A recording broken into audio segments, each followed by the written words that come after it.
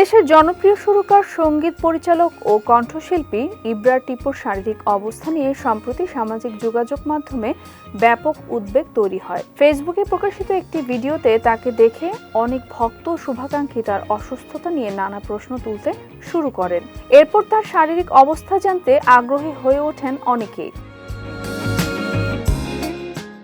অবশেষে বিষয়টি নিয়ে মুখ খুললেন তার স্ত্রী ও সঙ্গীত শিল্পী বিন্দু কণা। ইব্রা টিপুর ফেসবুক অ্যাকাউন্ট থেকে লাইভে এসে তিনি জানান, প্রায় 2 বছর আগে টিপুর কিডনিতে ক্যান্সার ধরা পড়েছে। এরপর তাকে একটি জটিল অস্ত্রোপচারের মধ্য দিয়ে যেতে হয়েছে। বর্তমানে তিনি চিকিৎসা পরবর্তী পুনর্বাসন প্রক্রিয়ায় রয়েছেন এবং ধীরে ধীরে সুস্থ হয়ে উঠছেন। বিন্দুকণা বলেন, বড় ধরনের অস্ত্রোপচারের কারণে টিপুর কথা বলতে এখনো কিছুটা সমস্যা হচ্ছে।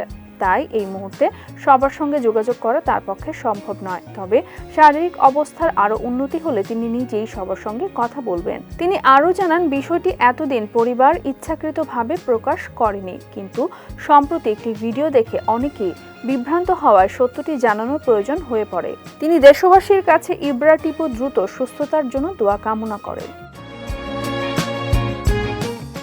3 দশকেরও বেশি সময় ধরে বাংলাদেশের সঙ্গীতাঙ্গনে কাজ করে আসছেন ইব্রা টিপু। তার সুর ও সঙ্গীতে অসংখ্য জনপ্রিয় গান সৃষ্টি হয়েছে। 2011 সালে ক্রিকেট বিশ্বকাপের বহুল জনপ্রিয় স্বাগত সঙ্গীত ও পৃথিবী এবার এসে বাংলাদেশ নাও চিনে তাকে বিশেষ পরিচিতি এনে দেয়। বর্তমানে পরিবারসহ যুক্তরাষ্ট্রে অবস্থান করছেন এই গুণী সঙ্গীত শিল্পী।